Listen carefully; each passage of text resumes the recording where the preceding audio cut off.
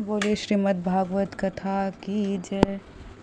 ज्ञानी पुरुष को चाहिए कि किसी भी वस्तु से वह स्नेह ना करे, किसी वस्तु का संग्रह ना करे।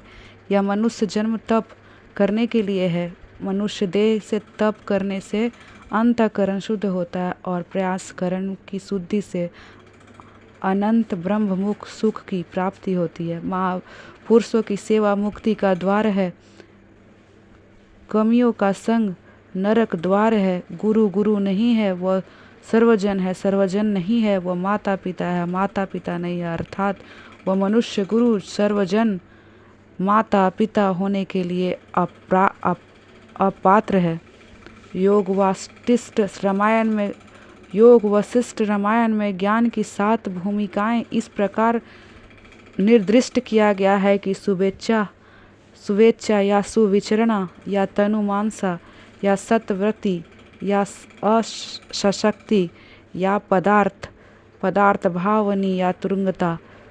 सचेतता क्या है? सचेतता आत्म कल्याण के लिए हेतु श्रसित या ब्रह्मनिष्ठ गुरुओं के शरण में जाकर उनके उपदेश अनुसार शास्त्रों का अवलोकन अध्ययन करने वाला आत्मचार और आत्म का साक्षात्कार की उत्कृष्ट इच्छा करने वाला ही शुभेच्छा है। सुविचरना क्या है? सुविचरना सतगुरु कथित उपदेश वचनों का अर्थात मोक्ष शास्त्रों का बार बार चिंतन और विचार करना ही सुविचारना है। तनुमानसा क्या है? तनुमानसा श्रवण मनन और निध्यासन के शाब्दिक विषयों के प्रति जो अनासक्ति होती है और सभी कल्प समाधि के अभ्यास में बुद्धि को जो तनु क्षमता प्राप्त होती है वही ही तनुमानसा है। सात्वती क्या है? उपयुक्त तीनों में से साक्षात्कार पर्यंत स्थिति अर्थात विकल्प समाधि रूप स्थिति में सात्वती है। ज्ञान और चौथी भूमिका वाला पुरुष ब्रह्मविद कहलाता है। आसंशक्ति क्या है? आसंशक्ति चित्त विषयक परमानंद और नित्य परोक्ष ऐसे परमात्मा भावना का साक्षात्कार रूप में चमत्कार आसक्त शक्ति है। इसमें से अविद्या तथा इसके कार्यों के संबंध नहीं होता है, अतः इसका नाम ही अनसक शक्ति है। पदार्थ अनुभवी दृष्टि अप्राप्ति होती है और वही पदार्थ भाविनी है।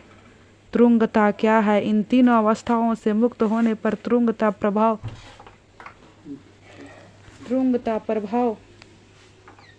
ब्रह्मा को जिस अवस्था में आत्मरूप और अखंड ज्ञान वाली वही अवस्था तुरुंगता है। इन 7 भूमिकाओं से प्रथम 3 भूमिकाएं संकट साधन कोटि की है और अन्य 4 ज्ञान कोटि की है। 3 भूमिकाओं तथा एक सहगुण ब्रह्मचार्य का चिंतन करो। ज्ञान की 5वीं भूमिका तक पहुँचने पर जड़ और चेतना की ग्रंथि छूट जाती है और आत्मा का अनुभव होने लगता है। आत्मा शरीर से भिन्न है। इस भिन्नताओं से उत्तरोत्तर देहभान भूल जाता है और अंत में उन्मत्त दशाएं प्राप्त होती है। ऋषभदेव जी ऐसी ही दशा प्राप्त की थी। ज्ञानी जन भी ज्ञानियों से डरते हैं। वे इंद्रियों का विश्वास नहीं करते हैं। मन पर विश्वास कभी मत करो। बोलने से इच्छा ही ना होने पाए, इसीलिए ऋषभदेव जी ने अपने मुंह से पत्थर रखते थे।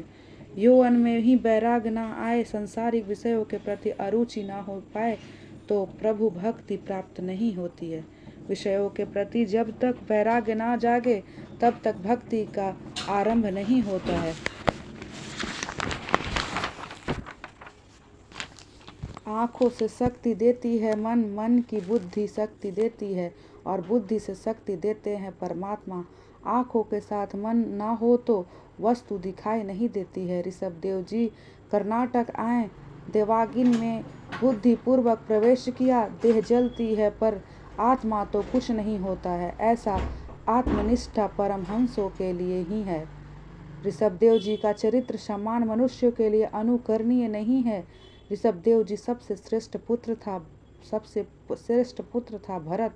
इसी भरत के नाम से हमारे देश का नाम भारत खंड पड़ा। ऋषभदेव जी पश्चात भरत ने देश का शासन संभाला। उसी की कथा वर्तमान काल के लिए विशेष उपयोगी है। भरत जी महाभागवत हैं। उनके संग में सभी के भागवत भाव जागता था। उनके संग में आने वाले भक्ति रंग में रंग जाते थे।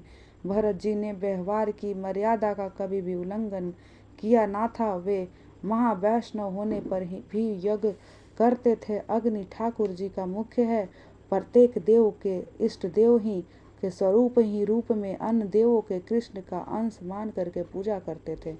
अनेक यज्ञ करके उसका सारा पुण्य श्री कृष्ण के चरणों में अर्पित कर देते थे। कर्म फल परमात्मा को अर्पित करोगे तो आनंद होगा। कर्म फल प्रभु को अर्पित करने से कम अभिमान नष्ट हो जाएगा। ईश्वर से अत्यधिक प्रेम करो, तभी किए हुए कर्मों का पुण्य परमात्मा को नष्ट ना कर सकेंगे।